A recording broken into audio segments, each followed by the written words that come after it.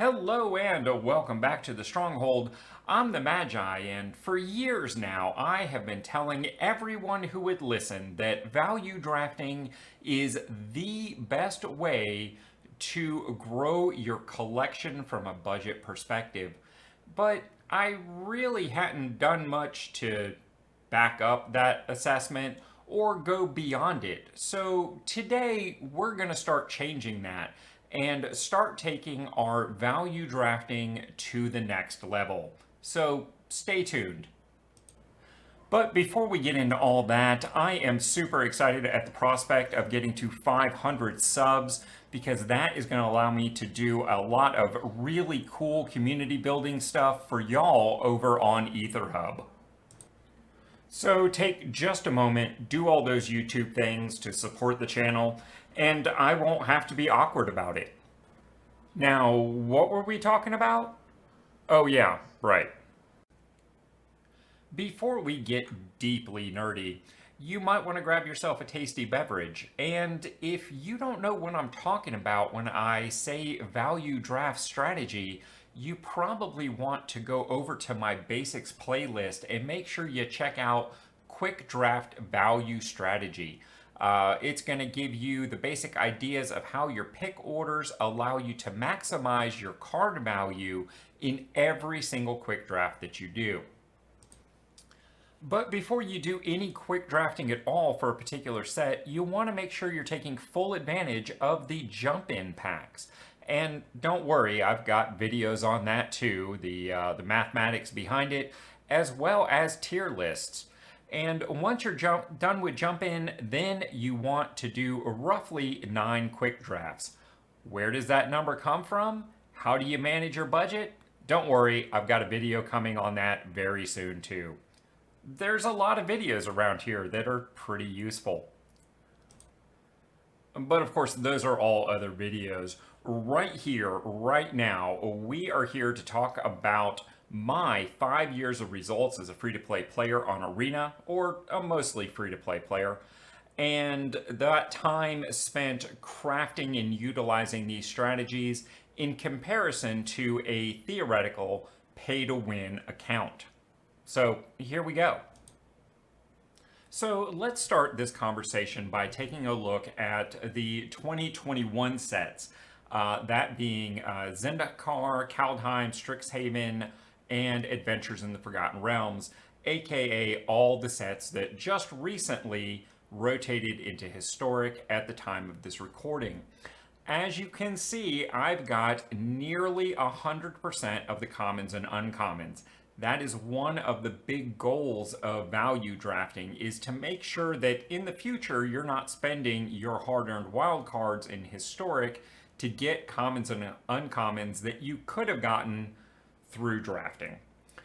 You can also see that I have at least 50% of the rares in each set and between 35 and 45% of a complete set of mythics. The rare and mythic variances, of course, have a lot of factors going into that. One is the nature of drafting itself. You just never know what you're going to see in a draft.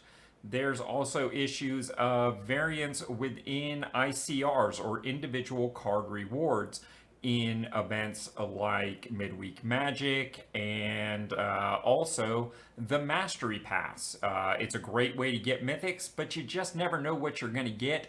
Sometimes I end up getting a 5th copy of a mythic through the course of the year, as crazy as that may sound from a statistical basis.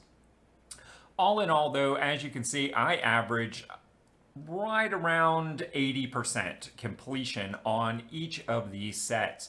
I'm also not talking about the direct-to-historic cards that were available in Strixhaven, mostly because I think that is an outlier and not really part of this fundamental conversation. And we can see very similar results in the 2022 sets, that being the Innistrad, Kamigawa, Streets of New Capenna, and very recently the Baldur's Gate Alchemy set. So even going from 4 sets in a year to 5, you can see we still stayed around that 80% mark. I was also a lot more stringent on doing less drafts. So we didn't quite get as close to that 100% on the commons and uncommons. But if you were to look at my collection, you would see I've got the 100% that really matters. And there's a couple here or there that I could always pick up later if a particular deck needed it, but is far less likely to be relevant. You will also notice that the rares and mythics are on a bit of an uptick, that being the added value that I got from opening a fifth set of packs and participating in a fifth set's worth of Mastery Pass. But all in all, we still ended up with about 80% of each of these sets. The Baldur's Gate number, of course, is going to look a little bit low, but I need you to keep in mind the quantity of reprints that were in that set, commons and uncommons in particular, that I already had from having draft AFR in the prior year. So really 80% there would be 100%. So when you shift that number around, it's actually probably closer to 90% of the portions of the set that I really needed to get. SNC here, Streets of New Capenna, is a bit of an outlier. And I'm just going to be honest, that was a terrible draft environment. Probably one of the worst, if not the very worst, I've ever seen in the history of Arena. And not only that, I hated it. So I just did less drafts there. And to be perfectly honest and self-reflective, I also cared less during each individual draft because I'd get frustrated and just not perform as well. So that number is down a little bit too, but you know what? Shit happens sometimes. These numbers still play out pretty well. And I know what you're saying. Well, that's just 2 years. How do we know that you're not leaving the worst years out?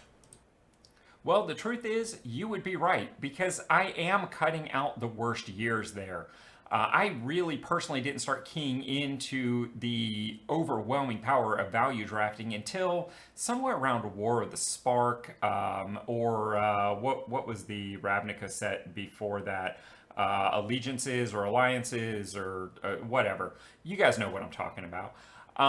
So my results prior to that were really much lower. In fact, the first year I basically just bought packs and opened them, and my early sets are much lower in comparison because of that.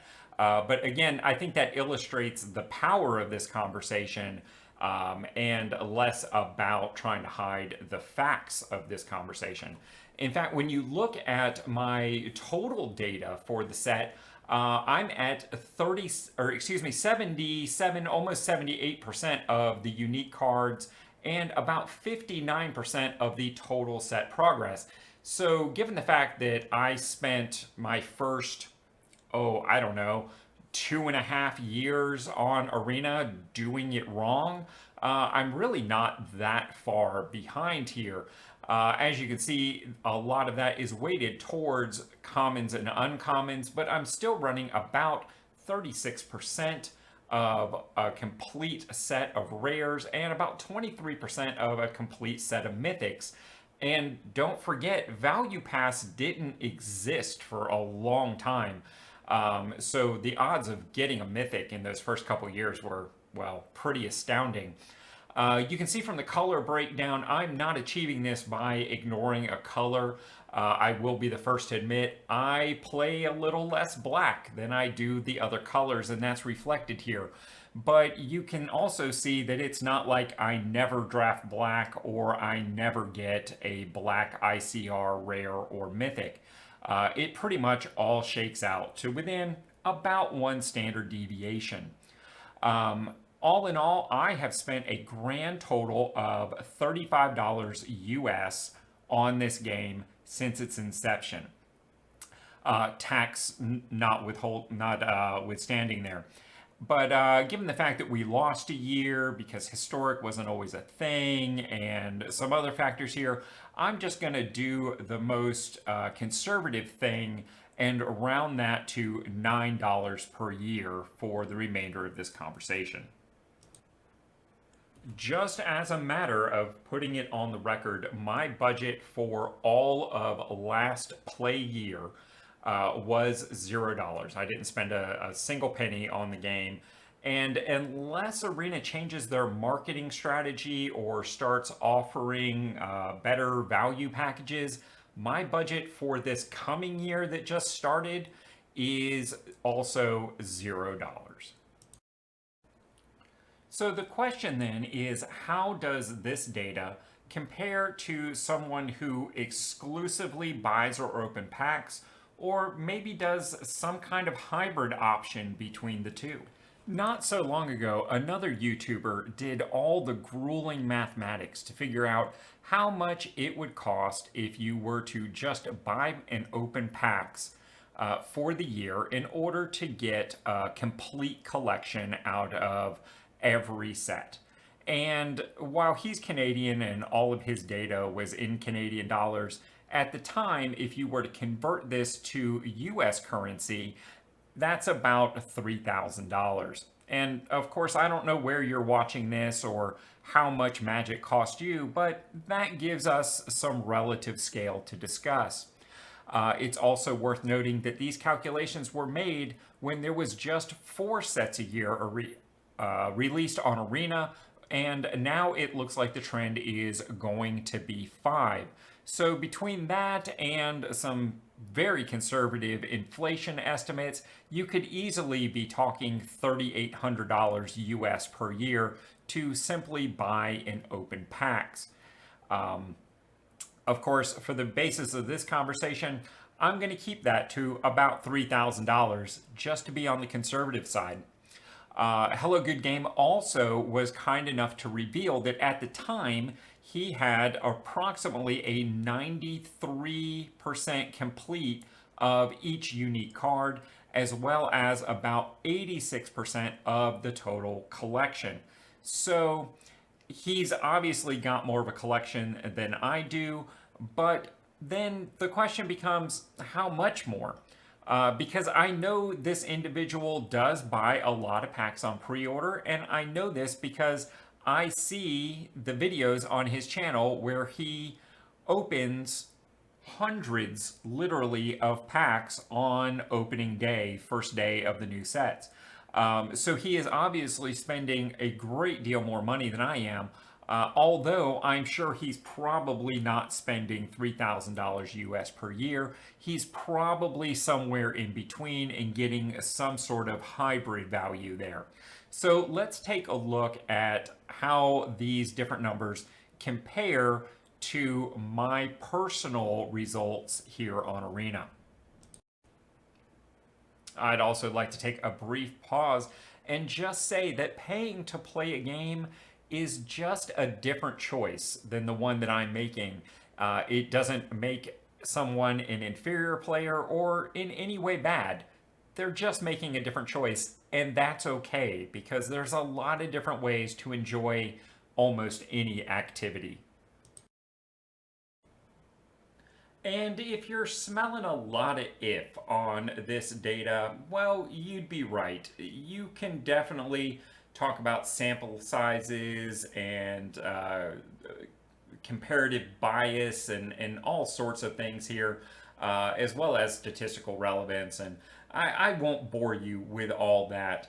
But what I hope you take away from this conversation is that it would be very difficult to formulate a reasonable argument that would state that value drafting has anything other than an overwhelmingly positive impact on the growth of your collection.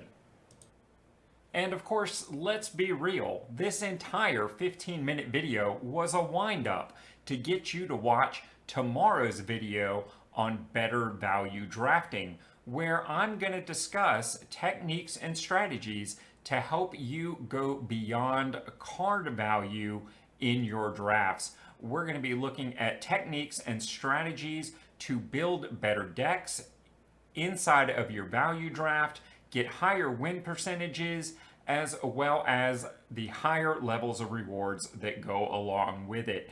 You've been asking for it, I've been listening, and here it comes, guys. Be sure to tune in.